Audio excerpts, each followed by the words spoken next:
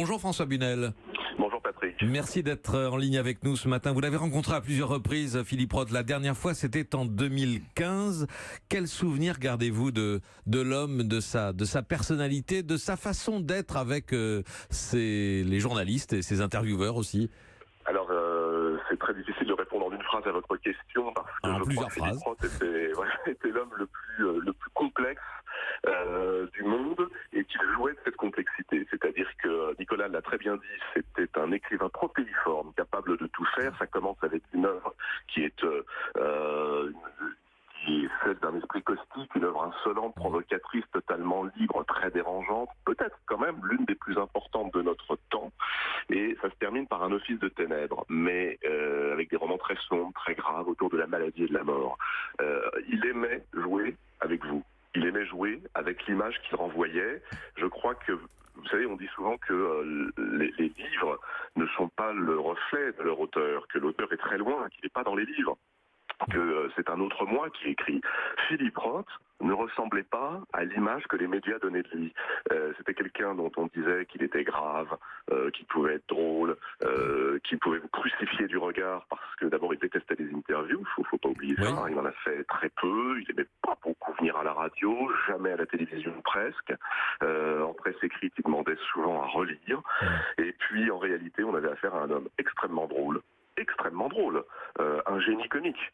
Quelqu'un qui pouvait vous balancer avec un humour pince sans rire en vous regardant dans les yeux sans ciller les pires blagues juives, sexuelles, et guetter vos réactions. Je crois qu'en fait, c'était un grand anthropologue du genre humain qui guettait les réactions des autres et qui savait mieux que personne les raconter en quelques phrases dans des histoires qui étaient des histoires jubilatoires et surtout qui racontent 60 ans de vie de l'Amérique et peut-être même de vie du monde. Absolument. Il continuait quand même d'accorder des interviews et ces dernières années, après avoir pris sa décision et annoncé cette décision d'arrêter d'écrire des romans. Comment il en parlait de cette retraite assez rare et exceptionnelle pour un grand écrivain comme lui, François Bunel?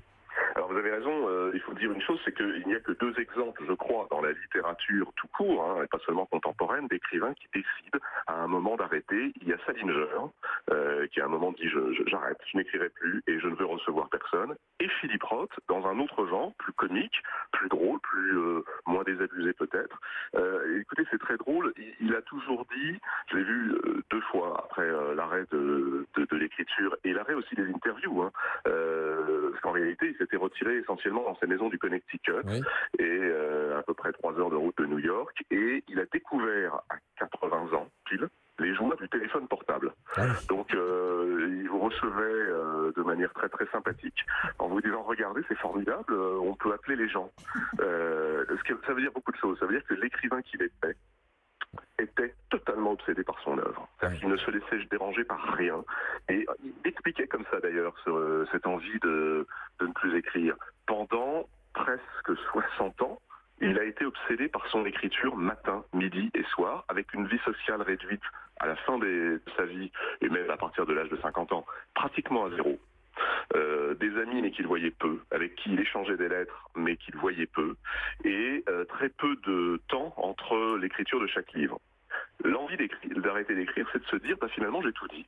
Peut-être qu'arrive un moment où un écrivain a dit ce qu'il avait à dire et ce qu'il fera ne sera pas aussi bien. Nicolas Caro a rappelé tout à l'heure l'incroyable palmarès de Philippe Roth. Il a eu 2 fois le National Book Award, 2 fois, et il a commencé à 26 ans. Vous vous rendez compte, en 1959.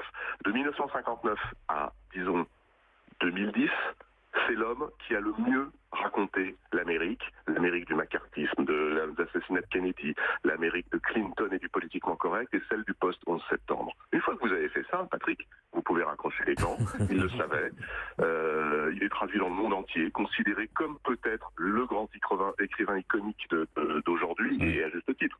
Alors, il jouait beaucoup de cette aura qu'on lui donnait. Vous savez comment c'est, quand on va voir quelqu'un dont on vient de vous dire tout ça, on y va sur des œufs, on n'ose pas trop, et ça le faisait marrer. Et à un point, il en rajoutait des tonnes. Voir jusqu'où il pouvait vous déranger, puis attendre de vous que précisément vous le lanciez sur son grand sujet, l'état de l'Amérique.